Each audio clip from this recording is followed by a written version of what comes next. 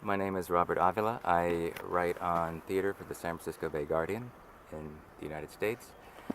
And yesterday I had the opportunity to go to the Kolyada Theater and see Kolyada's production of Hamlet. It was, for me, definitely a high point of the trip thus far. We're about halfway through a 3-week trip through Russia. Yekaterinburg is our second city. And it's been impressive, Yekaterinburg, in many ways. But I would say definitely seeing this production of Hamlet was, first of all, a thrill, just aesthetically, a thrill. As a perennial theater goer, I wait for sometimes a long time for a moment in the theater as satisfying as this. I think the thing that struck me most, well, I should begin with just the experience of going into the theater. It's a quirky, individual, playful, and just rich space full of a lot of care and almost obsessive energy. All the collection of stuff, playful and detritus from children's bedrooms and basements and whatnot, and photographs. It was great. Kind of close environment. The day we went filled with young people, really packed in. It had already an energy I really enjoyed. It was a very distinctive place, and you could feel things had been going on there a long time. Were going on there, and then in seeing the performance, I was immediately struck with just the consistency of and richness of the aesthetic. There's just no denying it. I'd heard from people before going to see it that some people like his style and other people maybe not. But I don't think you can deny that it is a very rich and serious aesthetic. I certainly found it. Actually, I found it very enjoyable.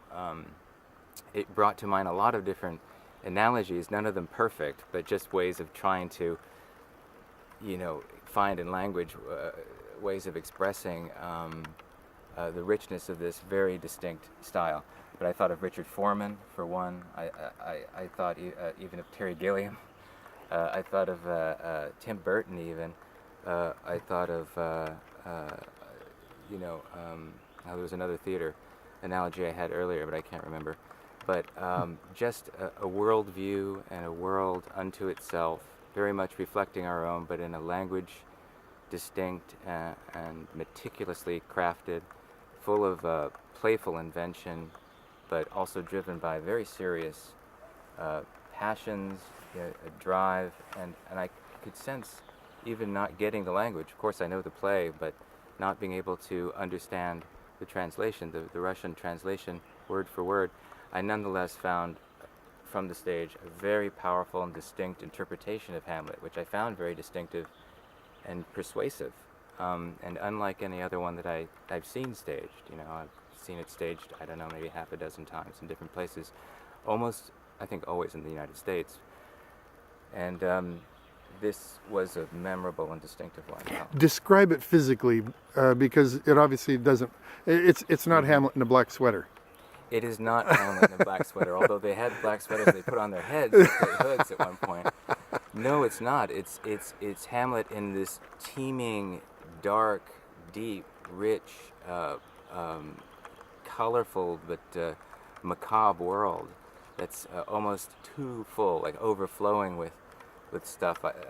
One of the first images, in addition to just this huge group of people that walk out en masse into this tiny stage from the back doorway, was a parade of Mona Lisas, which, whatever the intention was of the director, made me think of, yes, here's this classic, this ubiquitous and yet untouchable classic that they were touching and in fact roping throughout the whole play, and that really symbolizes to me the sureness and